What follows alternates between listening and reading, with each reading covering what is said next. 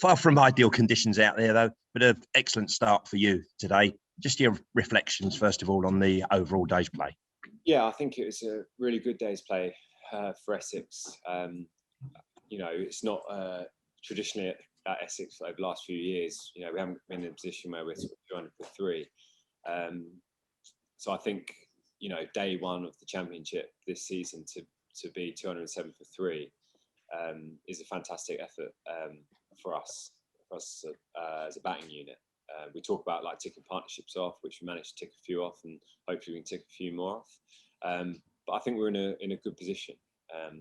Hopefully, if we have a good first hour, good first session tomorrow, we can really get into a position in the game to kick on, which is ideal. I thought from this perspective that to only lose 1 wicket in the afternoon session was quite telling, because as the sun came out, pitch seemed to offer a little bit more for the bowlers. Was that fair? I think it's offered a little bit for the bowlers throughout the day. It hasn't done, like I said, traditionally maybe what it normally does at Chelmsford, where where it can sort of nip and seam around for majority of the innings, 80 overs. So I thought there is still a little bit in the wicket, but I think to lose 2 wickets in that first session and to back that up just by losing 1 was a great effort, and I think that's going to be key for us moving forward, not just for this game but for the season. If we can avoid losing wickets in clusters, put partnerships together, then we never really let the opposition into the game, and that's what we're aiming to do. Yeah, I know when we were talking earlier, you were saying how frustrating it was for you, disappointing as well last season. You went away during the winter and worked hard on your game plans, didn't you? Got sort of early fruition for all those efforts as well. Was there one particular thing that you addressed in all those plans, Tom, or did you just take stock of your general game and where it was?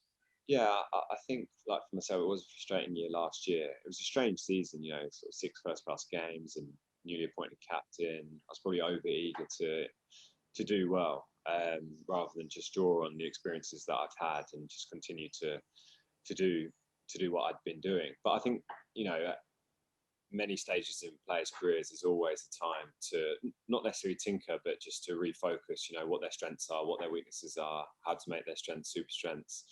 And just one thing that I've been working with, obviously Tom Huggins, the batting coach, and Anthony McGrath, obviously head coach, but a former batsman himself, was just a bit more about my alignment.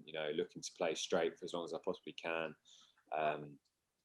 Look to leave a bit better. I think normally I do like to feel ball on bat, so sometimes I can be drawn in to slightly wider ones, but if I can be very disciplined with my game plan and leave well and wait for them to come a bit straighter, then I think that will give me a little bit more consistency and success. Yeah, and of course, with the runs comes confidence, doesn't it? Yeah. Obviously, I lacked a little bit of it last year, but I've been fortunate that I've scored a decent amount of runs for the club. So Tom Huggins actually reminded me of that before this game. So you don't score sort of the runs that you have without being a half decent player. So sometimes it's very easy to focus on the negatives or get down on yourself. So it's just a nice little confidence boost, from Huggy to myself, and I know he's done the same to a lot of the other batters.